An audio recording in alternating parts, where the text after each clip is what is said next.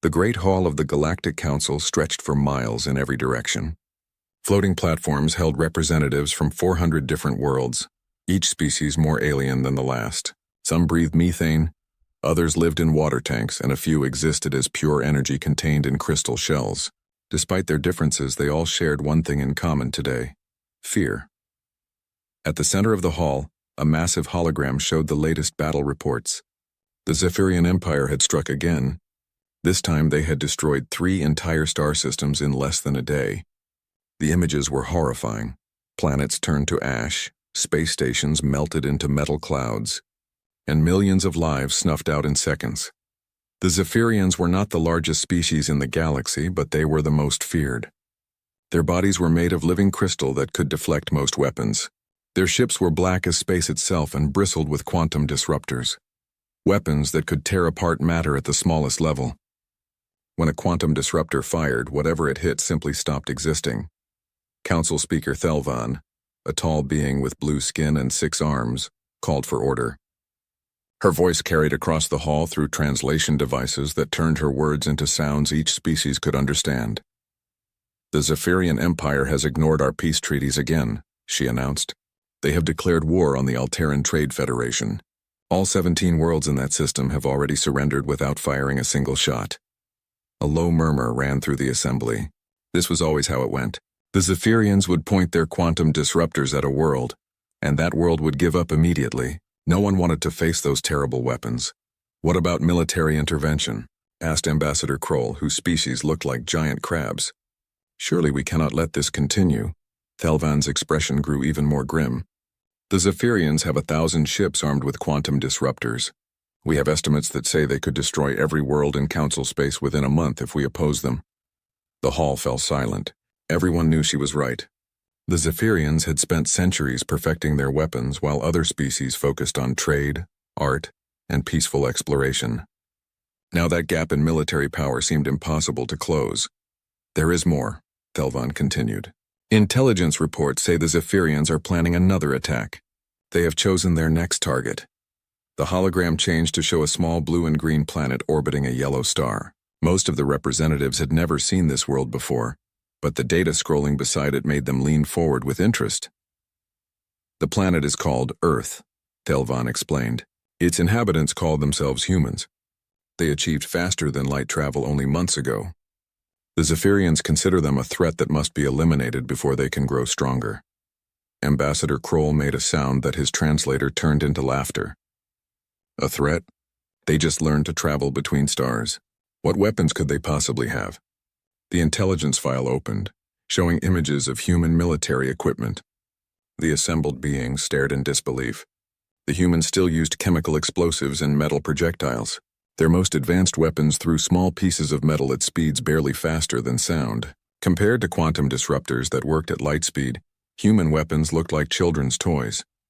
"This is their most powerful weapon," Thelvan said, highlighting an image of a human nuclear missile. "It uses atomic fusion to create an explosion. By our standards, it is extremely primitive." "Then why are the Zephyrians concerned?" asked a representative whose species communicated through color changes on their skin. "Unknown," Thelvan admitted. "Perhaps they simply want to eliminate any potential competition while it is still weak." On the far edge of Zephyrian space, Admiral Kethral stood on the bridge of his flagship, the Void Render. The ship was 5 miles long and armed with enough quantum disruptors to crack a moon in half. Around him, his crystal-bodied crew worked at control stations that glowed with inner light. "Report," Kethral ordered. His voice sounded like rocks grinding together. "The human ship has been detected at the edge of our territory," reported his tactical officer. "Long-range scans confirm primitive technology. Chemical propulsion, metal hull construction, and kinetic weapons only." Kethral felt something like satisfaction flow through his crystalline form. The reports had been accurate. These humans were even more backward than expected. Their ship looked crude and blocky compared to the elegant curves of Zephyrian vessels. "How many ships do they have?" he asked. "Just one, Admiral. It appears to be some kind of diplomatic vessel." "Interesting. They come to negotiate." Kethral's laugh resonated through the bridge like breaking glass. "They do not yet understand that there is nothing to negotiate. Ready the quantum disruptors." All weapons charged and ready, sir. Kethral studied the tactical display. The human ship was small, probably carrying no more than a few dozen crew members. Its weapons were laughably primitive. The intelligence report said humans used metal projectiles that moved at chemical speeds. Such weapons could not even scratch Zephyrian shields, much less their crystal hulls.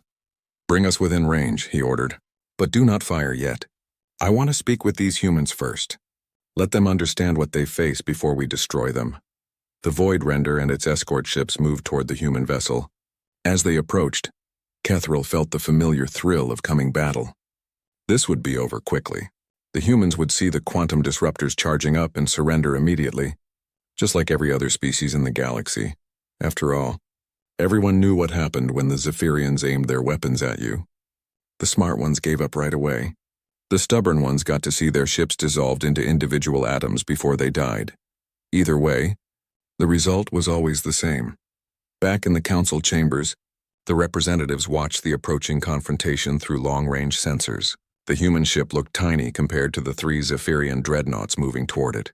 Even the bravest species in the galaxy would have turned and run from such odds.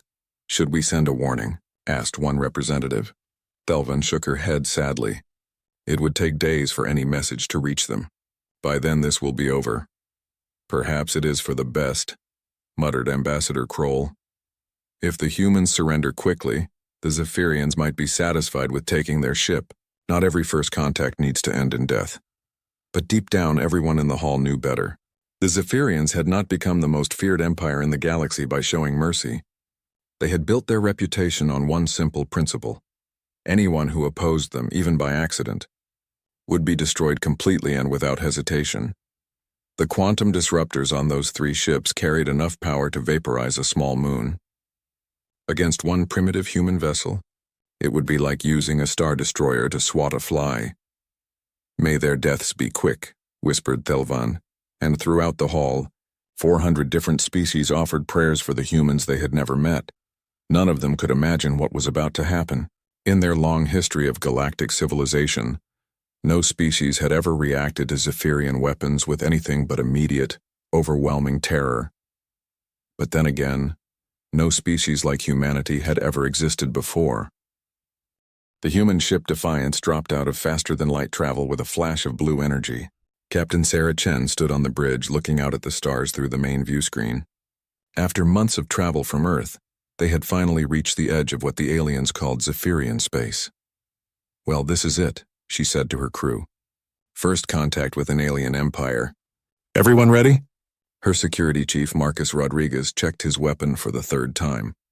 It was a simple railgun that fired metal slugs using magnetic force. Compared to the energy weapons he had seen in science fiction movies, it seemed almost primitive. But it was reliable, accurate, and packed enough punch to stop anything he had ever faced. "Ready as we'll ever be, Captain," he replied, "though I still think we should have brought more firepower." Dr. Elena Vasquez, the ship's science officer, looked up from her instruments. She was a small woman with dark hair and curious eyes that seemed to take in everything around her. "The alien transmissions we picked up suggested they prefer diplomatic solutions. Maybe we won't need weapons at all." Chen nodded, though she kept one hand near the communication controls. Earth's government had sent them out here to make contact with alien civilizations and hopefully establish trade relationships. The radio signals they had detected suggested advanced technology that could benefit both species. "Contact on sensors," announced the navigator.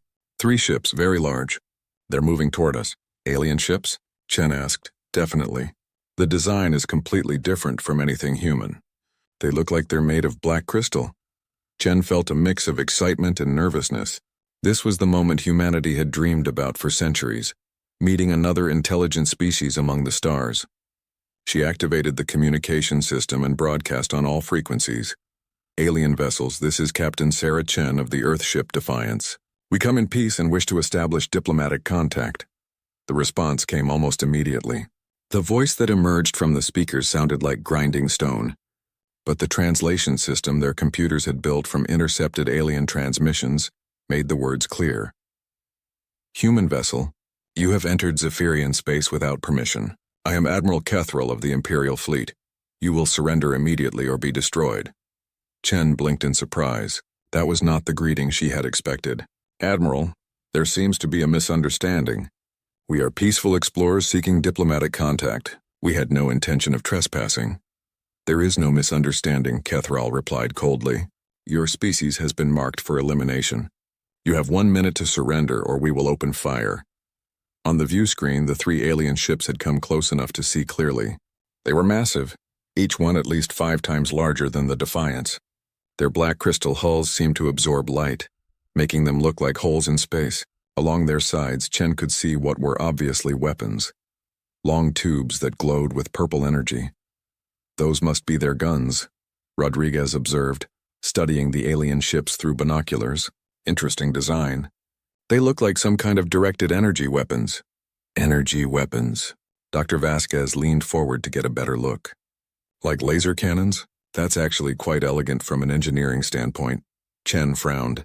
The weapons were certainly impressive looking, but she had seen enough military hardware to recognize the basic principles. They appear to be charging up some kind of energy discharge system, probably plasma-based or particle beam technology. 30 seconds, Admiral Kethral announced over the radio. Surrender now or face the power of our quantum disruptors. Quantum disruptors? Rodriguez raised an eyebrow. That sounds fancy. What do you think they actually do? Vasquez was already running calculations on her tablet. Based on the energy readings I'm picking up, they appear to fire concentrated beams that disrupt molecular bonds. Essentially, they make matter fall apart at the atomic level. Huh, Rodriguez said. So they're disintegration rays. That's actually pretty cool. Chen looked at her crew in amazement. Here they were, facing alien superweapons pointed directly at their ship, and her people were discussing them like interesting pieces of technology rather than instruments of death. Time is up, Kethral announced. Prepare to witness the power that has conquered 1,000 worlds. The purple glow along the alien weapons grew brighter. Energy readings spiked as the quantum disruptors reached full charge. Then, with a flash of violet light, all 3 ships fired at once. The beams struck a large asteroid floating nearby. For a moment, nothing seemed to happen. Then the entire asteroid simply vanished as if it had never existed at all. Not even dust remained. Chen's crew watched this display with professional interest. Impressive range and targeting, Rodriguez noted. Clean disintegration with no secondary debris. That would be useful for mining operations. The power requirements must be enormous, Vasquez added. I'm reading massive energy expenditures from their ships. They probably can't fire those weapons very often without recharging. Did you see that, humans? Kethral's voice boomed over the radio. That asteroid was larger than your entire ship. In seconds, our quantum disruptors reduced it to nothing. This is the fate that awaits all who oppose the Zephyrian Empire. Chen activated her microphone. Admiral, that was certainly an impressive demonstration. Your mining technology is quite advanced. We would be interested in discussing possible trade agreements for such equipment. Silence filled the radio channel for several long seconds. When Kethral spoke again, his voice carried a note of confusion. Mining technology? Those were quantum disruptors, the most feared weapons in the galaxy. Oh, Chen replied. You mean those are weapons? They look very similar to the industrial plasma cutters we use for asteroid processing. Yours have a nice purple color, though. Ours are usually more of a blue-white. On the Zephyrian flagship, Admiral Kethral stared at his communication officer in disbelief.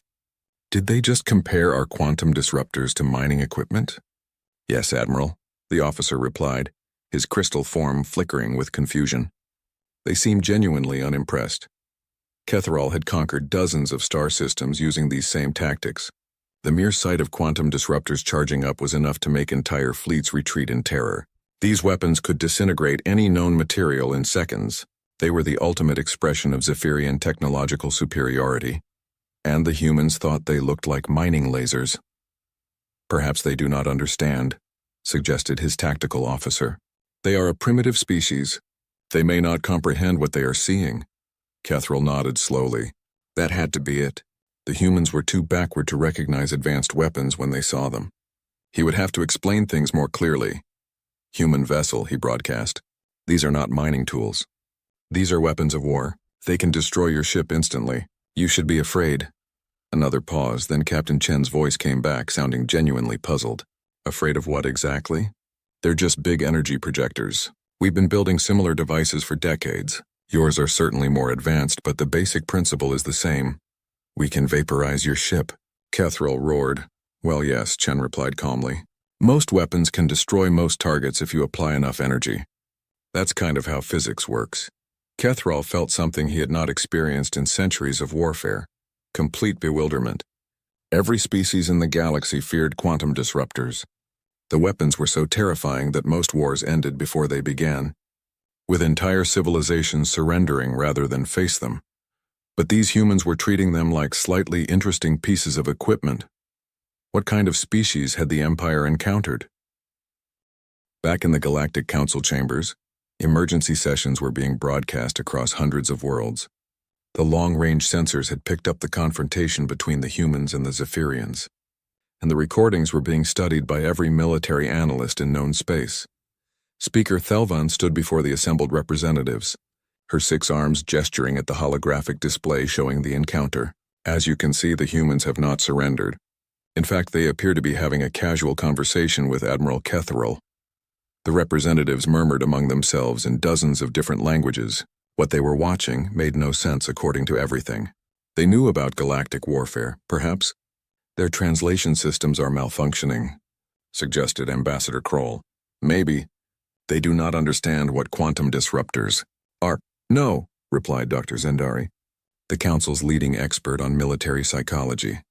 She was a tall, thin being with large eyes that seemed to see everything. "Our analysis of their communication shows perfect translation accuracy. The humans understand exactly what they are facing. Then why are they not afraid?" asked a representative whose species looked like living plants. Dr. Zendari pulled up another display, this one showing psychological profiles of different galactic species. "To understand this, we must examine how different species evolved and what they learned to fear." The display showed images of various alien homeworlds. Most were peaceful places where the dominant species had evolved as herbivores or had developed advanced technology early enough to eliminate natural predators. The Altarians evolved on a world with no large predators, Dr. Zendari explained. The Zephyrians themselves developed crystal bodies that made them nearly invulnerable to physical attack. Most Council species achieved spaceflight before they ever faced truly deadly threats. "What does this have to do with weapons?" asked Thelvan. "Everything," Dr. Zendari replied. "When we developed energy weapons, they represented something completely new: unavoidable death. A plasma beam travels at light speed. A particle cannon can track targets across star systems. When such a weapon is aimed at you, there is no escape, no defense, no hope of survival. This is why we fear them." She switched the display to show images of Earth, and the assembled beings gasped. The planet's history was filled with massive predators, natural disasters, and constant warfare between the humans themselves. "Humans evolved on what we would classify as a death world," Dr. Zendari continued. "For 200,000 years they have faced threats that wanted to kill them. Lions, bears, tigers, other humans with spears and swords. They learned to fight back against impossible odds." The display showed human history: battles where small groups fought against overwhelming enemies, last stands where humans refused to surrender, even when facing certain death, and countless examples of humans treating deadly threats as problems to be solved, rather than reasons to give up. "Observe their reaction to the quantum disruptor demonstration," Dr. Zendari said, replaying the footage. "They show professional interest rather than fear. To them it is simply another weapon, and weapons are things that can be fought against." Ambassador Kroll's crab-like claws clicked nervously. "But quantum disruptors are not like primitive weapons. They cannot be dodged or blocked." "The humans do not know that yet," Dr. Zendari replied.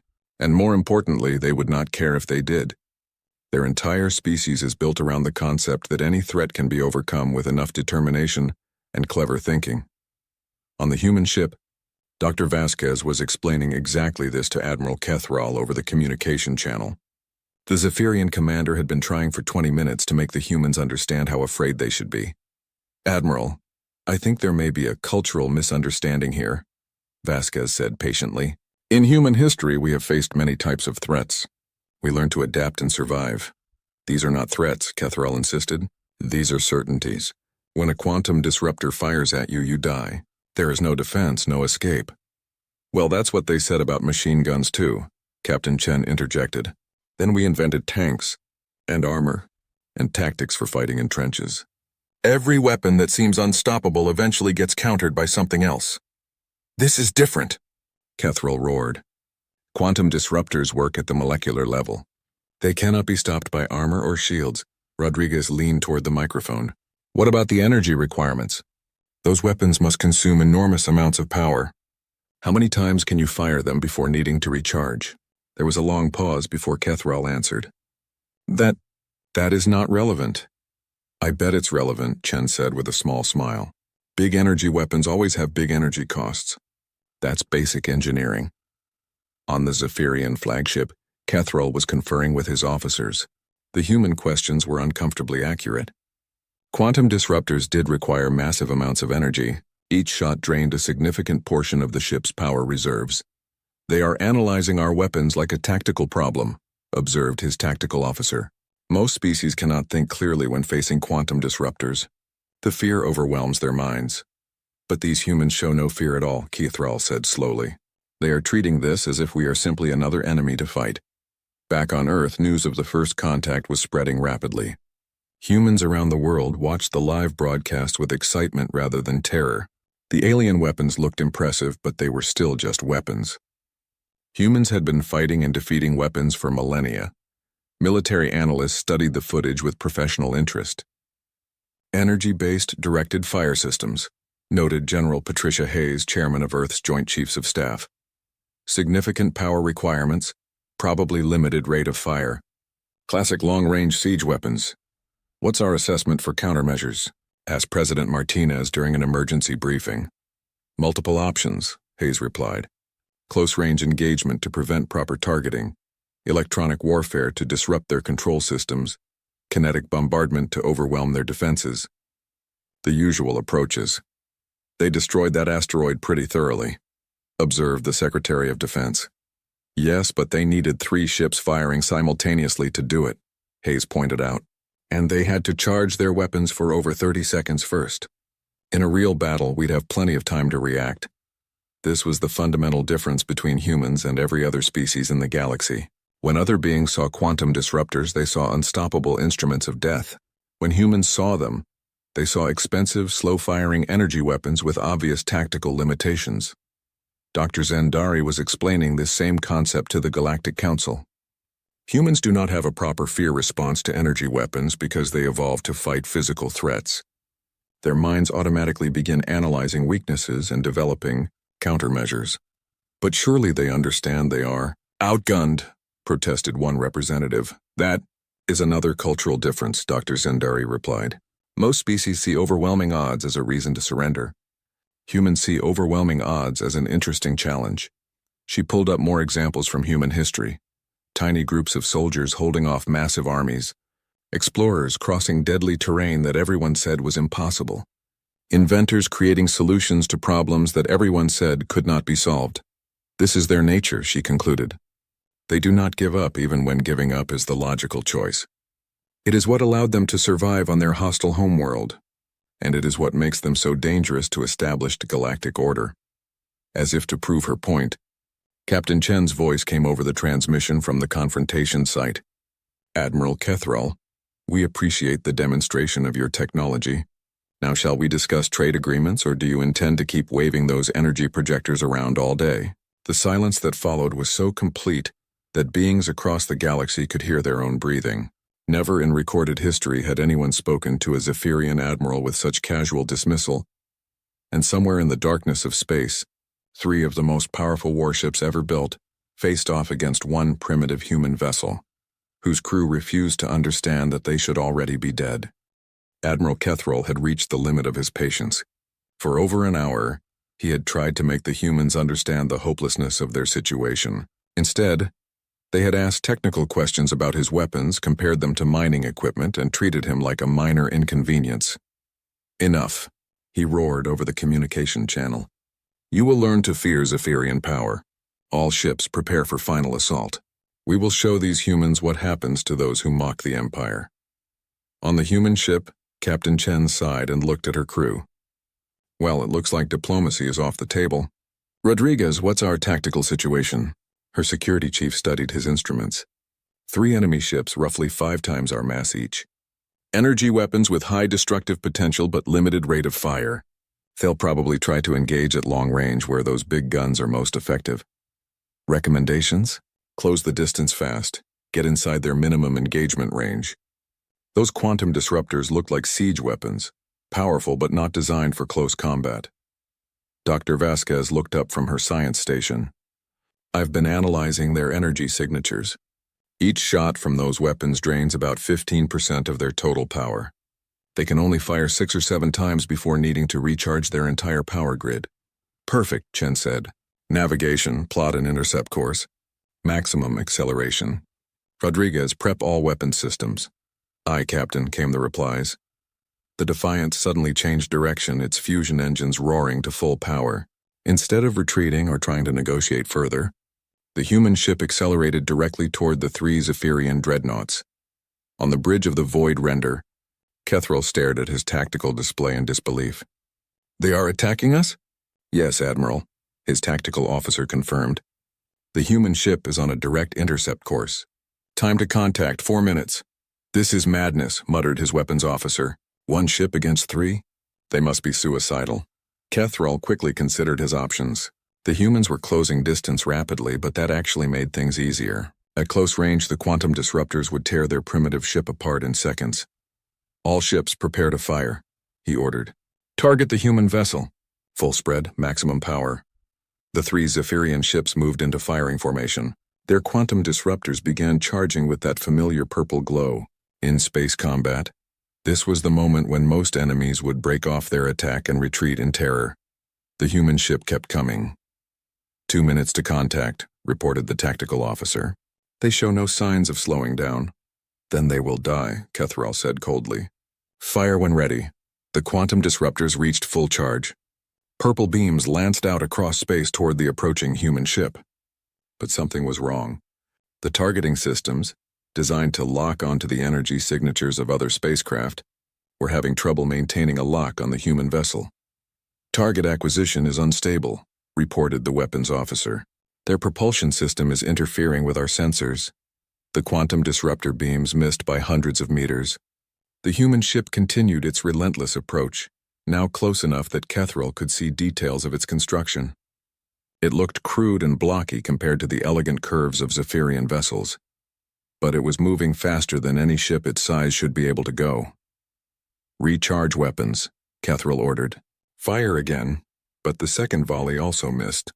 The human ship was moving too fast and changing direction too often for the quantum disruptors to track properly. Weapons designed to destroy large, slow-moving targets at long range were proving useless against a small, agile opponent that refused to follow standard tactical doctrine. 1 minute to contact, announced the tactical officer, his crystal form flickering with nervousness. Admiral, called the communications officer. The humans are transmitting. Captain Chen's voice filled the bridge. Admiral Kethril, we're coming alongside for a closer look at your ships. Please hold still so we don't accidentally bump into you. They want us to hold still? Kethril could barely comprehend what he was hearing. While they attack us? 30 seconds to contact. They are opening weapons ports. Kethril finally got a good look at the human weapons as they extended from the Defiance. They were small, primitive-looking tubes that bore no resemblance to any military hardware he had ever seen.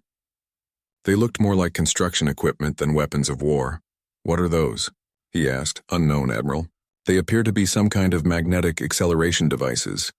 The human ship was now so close that it filled half the view screen. At this range, the quantum disruptors couldn't target it without risking damage to their own ships. Kethril felt a moment of grudging respect for the human. Tactical thinking, they had identified his weapon's weakness and exploited it perfectly. Then, the humans opened fire. The railguns on the Defiance launched streams of metal, slugs at 15% of light speed. The projectiles, each no larger than a human fist, struck the Zephyrian shields with devastating force. Energy barriers designed to deflect plasma and particle beams offered no resistance to solid matter. Moving at relativistic speeds, the slugs punched through the shields like they weren't there and slammed into the crystal hulls of the Zephyrian ships. The Void Render shuddered under the impacts as chunks of its crystalline armor shattered and flew away into space. Impossible, Kethril roared. Those are primitive kinetic weapons. They should not be able to penetrate our defenses. Our shields are designed to stop energy attacks, his tactical officer reported, his voice tight with panic. They are useless against solid projectiles at these velocities. More railgun slugs hammered into the void render. Warning lights flashed across the bridge as systems began failing. The beautiful crystal hull that had deflected laser fire and plasma bolts was cracking under the relentless bombardment of simple metal projectiles. Return fire, Kethril ordered desperately. Cannot target, Admiral. They are too close, moving too fast. Our quantum disruptors need time to charge and lock on. The human ship darted between the three Zephyrian vessels like an angry wasp, its railguns spitting death. It was too small and too agile for the massive alien ships to track with their siege weapons. Meanwhile, its simple kinetic guns were designed for exactly this kind of close-range engagement. Admiral, the Crystal Fang is reporting critical damage, came a transmission from one of the escort ships. They are requesting permission to withdraw. Kethril watched in growing horror as the human ship crippled his escort with surgical precision. The humans weren't just firing randomly. They were targeting specific systems. Power generators, weapon emplacements, and engine modules were being destroyed one by one. Dr. Vasquez's voice came over the communication channel, calm and professional. Admiral, we're reading massive structural damage to your vessels. We recommend you withdraw before someone gets seriously hurt. This is impossible, Kethril whispered. We have the most advanced weapons in the galaxy. You have very expensive long-range weapons, Captain Chen corrected. We have simple, reliable close-range weapons. In this kind of fight, simple wins. The second escort ship, the Shard of Night, was now drifting powerless with its engines destroyed. The Defiance had taken some hits from defensive lasers, but its thick armor plating and redundant systems kept it fighting.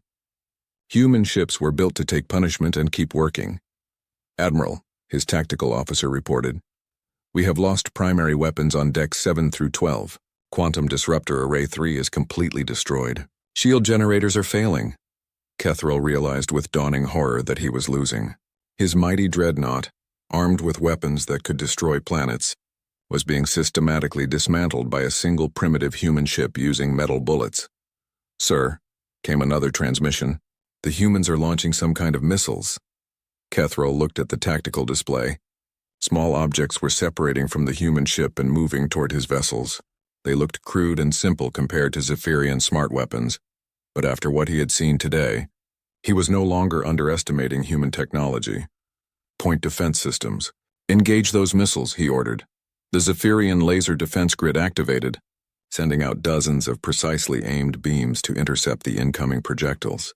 The lasers, designed to stop energy-based weapons and guided missiles, should have destroyed the human weapons easily. Instead, the human missiles seemed to ignore the laser fire completely. They weaved through the defensive beams like living things, their crude guidance system somehow more effective than advanced Zephyrian targeting computers. How are they avoiding our defenses? Kethril demanded. Unknown, Admiral. Their guidance systems appear to be intuitive rather than computational. The missiles struck the void render and exploded. But these weren't energy explosions. They were simple nuclear fission devices that released massive amounts of heat and radiation. The crystal hull, designed to deflect directed energy, conducted the thermal shock throughout the entire ship structure. Cracks spread across the bridge viewport. Emergency systems activated as the ship's superstructure groaned under stresses it was never designed to handle. All around him, Kethril could hear the sound that no Zephyrian captain ever wanted to hear. His ship was breaking apart. Admiral, the tactical officer reported, his voice barely a whisper, we have lost the war. The Battle of Proxima Relay lasted 6 hours from first shot to final surrender. When it was over, the most feared fleet in the galaxy had been reduced to drifting wreckage by a single human ship with primitive weapons. Across the galaxy, beings who had lived in terror of Zephyrian quantum disruptors watched the recordings in stunned silence. The impossible had happened. The Zephyrian Empire, which had conquered 1,000 worlds through fear alone, had been defeated by a species that didn't know enough to be afraid. On the bridge of the Defiance, Captain Chen surveyed the damage around her. The ship had taken a beating, but human engineering had kept them fighting. Burned-out control panels sparked occasionally, and the air recycling system made worrying noises, but they were alive and victorious. Damage report, she requested. Hull breaches on decks 3 and 7, sealed and pressurized, Rodriguez replied. Main railgun battery is down to 60% capacity. We've lost 2 missile launchers and the backup navigation computer. Could be worse, Chen observed. What about the Zephyrians? Dr. Vasquez checked her sensors. 2 of their ships are completely disabled. The third, their flagship, is still technically operational but heavily damaged. I'm reading massive structural failures throughout their hulls. Any casualties? Their ships appear to be designed with excellent emergency systems. I'm detecting life signs on all 3 vessels, though many crew members are probably injured. Chen nodded.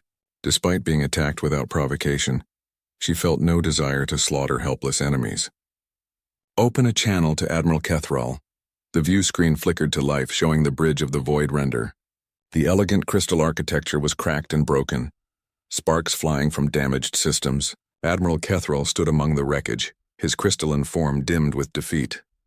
Admiral, Chen said formally, I'm prepared to accept your surrender. Your ships are disabled, and continued fighting will only result in unnecessary casualties. Kethrall stared at her for a long moment. In his entire military career, spanning over 2 centuries, no one had ever offered to accept his surrender. The Zephyrian Empire was the one that demanded surrender from others. How? He asked quietly. Our weapons are the most advanced in the galaxy. Our ships are the most powerful ever built. How did you defeat us with primitive technology? Chen considered the question carefully. Admiral, I think the problem is that you've been fighting the wrong kind of wars for too long. Your quantum disruptors are indeed very advanced. They're perfect weapons for intimidating enemies into surrender without fighting. But when someone actually wants to fight, they have serious weaknesses. What weaknesses? Kethrall demanded. They can destroy any matter at the molecular level. That's exactly the problem, Rodriguez interjected. They're too powerful. You've built siege weapons for ship-to-ship combat. They take too long to charge, they consume too much power, and they can't target fast-moving objects at close range. Dr. Vasquez pulled up a tactical analysis on her screen. Our railguns fire solid projectiles at 15% of light speed. Your shields can't stop them because they're designed for energy attacks. Your hull armor is crystalline, which makes it strong against directed energy but brittle against kinetic impact. Furthermore, Chen added, your entire tactical doctrine is based on long-range intimidation. You've never had to learn how to fight against an enemy that doesn't retreat when you point your big guns at them. Kethrall absorbed this information slowly. Everything the human said was correct, but it challenged fundamental assumptions about warfare that the Zephyrians had held for centuries. You could have destroyed us completely, he said. Why did you target only our weapons and engines? Because we're not monsters, Chen replied simply. You attacked us, so we defended ourselves. But that doesn't mean we want to commit genocide. This concept was as alien to Kethrall as quantum disruptors had been to the humans. The Zephyrian way of war was total domination, complete destruction of enemy forces and the will to resist. The idea of showing mercy to a defeated foe was incomprehensible. What happens now? He asked. Now we contact the Galactic Council and inform them that Earth is interested in joining as a peaceful member, Chen said. As for you, Admiral, I suggest you return to your empire and tell them that the age of ruling through fear is over. The transmission ended, leaving Kethrall alone with his shattered fleet and his shattered worldview. 3 days later, the emergency session of the Galactic Council was the largest gathering in the organization's history. Representatives from 400 worlds packed the Great Hall, all wanting to see the humans who had done the impossible. Captain Chen stood at the speaker's podium, looking calm and professional despite being the center of attention for half the galaxy. Beside her, Dr. Vasquez and Rodriguez waited patiently as Speaker Thelvan called for order. Captain Chen, Thelvan began, on behalf of the Galactic Council, I welcome you to this assembly. Your actions have changed the balance of power in our galaxy. Many worlds that lived in fear of the Zephyrian Empire are now free from that terror. Chen nodded respectfully. Thank you, Speaker Thelvan. Earth is honored to make contact with so many different civilizations. We hope to establish peaceful relationships and beneficial trade agreements with all council members. There are many questions about your military capabilities, pressed Ambassador Kroll. Your weapons seemed primitive, yet they defeated the most advanced fleet in known space. With respect, Ambassador, they weren't the most advanced, Chen replied. They were the most expensive and the most feared. There's a difference. Dr. Vasquez stepped forward to address the assembly. The Zephyrian weapons represented the absolute pinnacle of energy-based technology. But they were designed to fight the last war, not the next one. When faced with simple kinetic weapons and aggressive tactics, they proved inadequate. "Are you saying our entire understanding of military technology is wrong?" asked a representative whose species communicated through scent patterns. "Not wrong," Rodriguez answered. "Just incomplete. Energy weapons are excellent for certain applications: long-range bombardment, planetary siege, precision strikes. But in close combat against agile opponents, simple kinetic weapons are often more effective." The revelation sent shockwaves through the assembly. For centuries, the galactic understanding of warfare had been based on the assumption that more advanced meant more powerful. The humans had proven that sometimes simpler was better. "What are Earth's intentions now?" Delavan asked carefully. "Many worlds are concerned about human expansion," Chen smiled.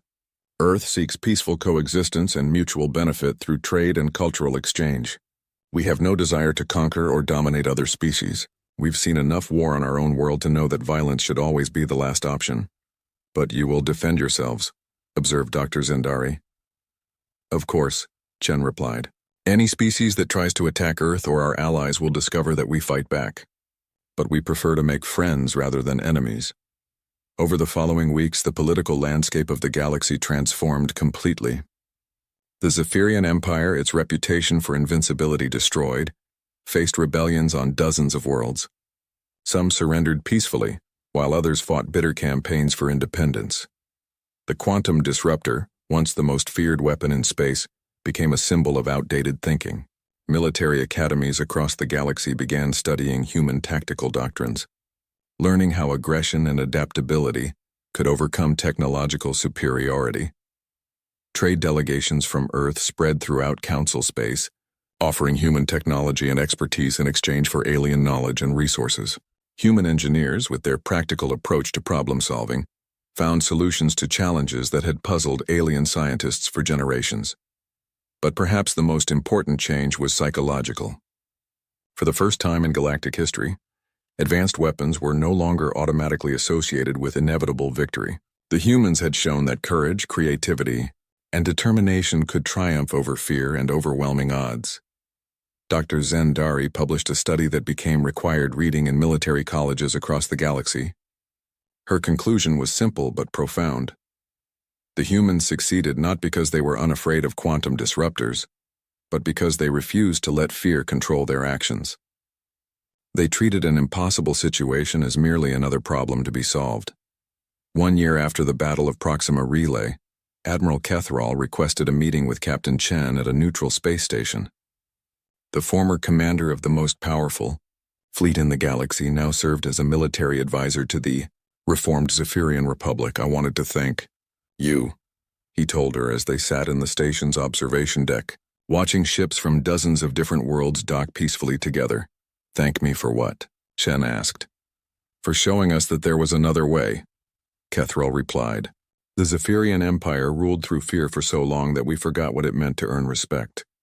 Your people taught us that strength comes not from the power to destroy, but from the wisdom to build." Chen looked out at the busy space station, where humans worked alongside Zephyrians, Altarians, and dozens of other species. "Everyone deserves a chance to choose their own path, Admiral. Even former enemies." Thank you for watching and comment for next part.